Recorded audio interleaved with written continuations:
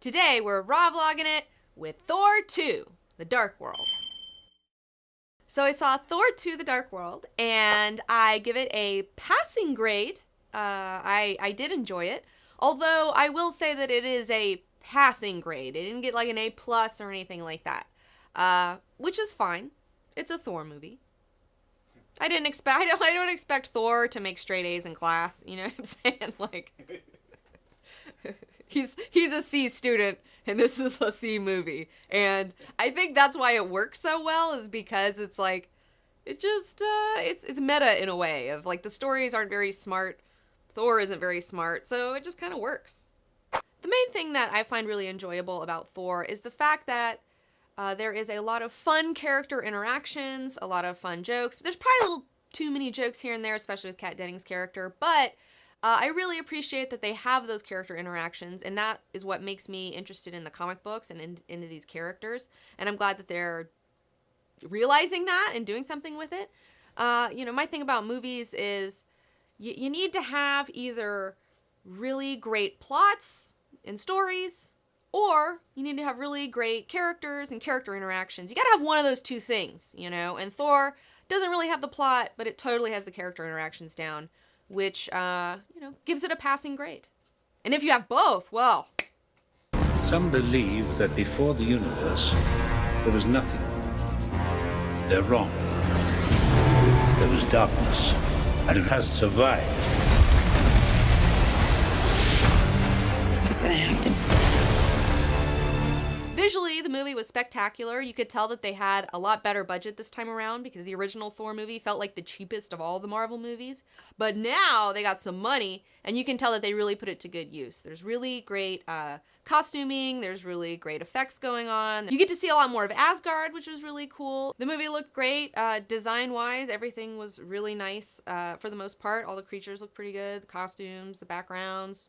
Shot well. Also, the director, Alan Taylor, I feel did a really good job. The hair this time around was a lot better. Thor's hair looked really, really good, and Loki's hair looked a lot better because in Avengers 2, he had this weird, like, Tina Fey flip thing that was, like, not doing anything for me. But I'm glad they remedied it this time around.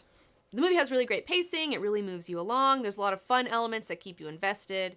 One of the fun things visually was the black hole grenades that were really cool, where they like sucks you into nothingness. I don't know. I guess it's a gravity bomb. I don't know, but I enjoyed watching that.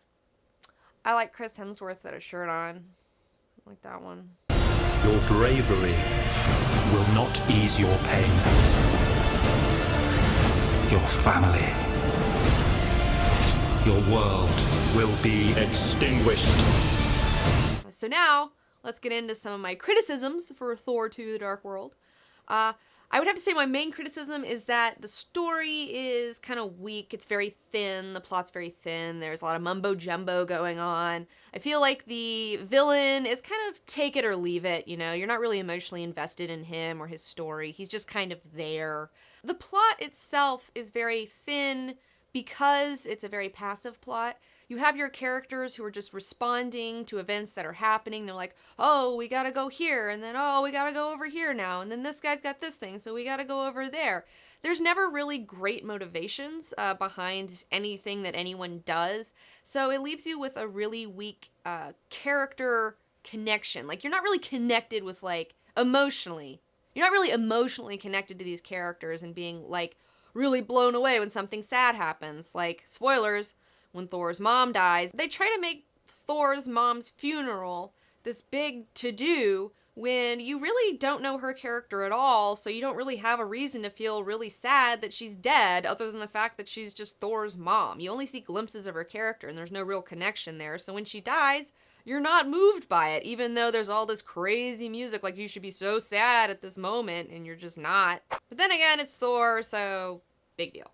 One major issue I have is the fact that this movie revolves around this romance between Thor and Jane Foster that really nobody cares about. I don't care about it. I just have a hard time believing that Thor, the god of thunder, who can have his pick of any of the ladies in the 9 realms, settles on Jane Foster. Like, why? What is she, why? Why? They keep telling me that, like, they have this big romance, but they never show me why. This is the whole problem, okay? Thor is a warrior. He is the god of thunder, not the god of weak romances with Natalie Portman. I mean, it's like, no, like, I wish that they would just let him go be Thor and do fun Thor things instead of trying to tie him down to this boring scientist character. But it just seems like she's more of a tool to keep Thor on Earth, to explain why he's on Earth for Avengers 2, more so than a character that has a true connection with another character. I've never heard anyone say, I love Jane Foster's character, she's my favorite character. Nobody says that. It's a fact. I love Jane Foster. No, you don't. Natalie Portman has a pretty face, and I enjoy looking at it, but it's not like I don't like Natalie Portman. I really like Natalie Portman a lot. I think that she did an amazing job in Black Swan. I think she is just beautiful. I could look at her face a lot and not get bored because she has a really pretty face.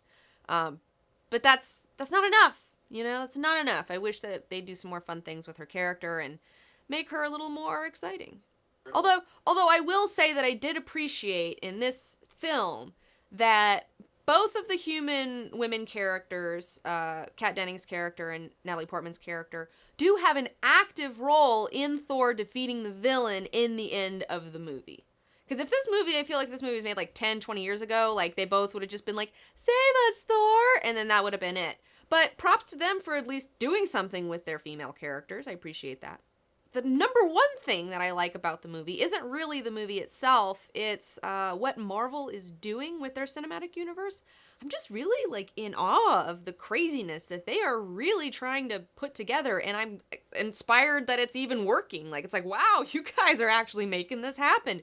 Good for you. Like, it's really interesting watching them grow the Marvel universe in a cinematic form. There's a scene at the end where they start bringing in the cosmic stuff and mixing it with the Asgardian stuff, and I really enjoyed it. I thought it looked really fun and interesting, and it's making me really excited about Guardians of the Galaxy. I was not excited about it at all to begin with, and now that's my most anticipated one.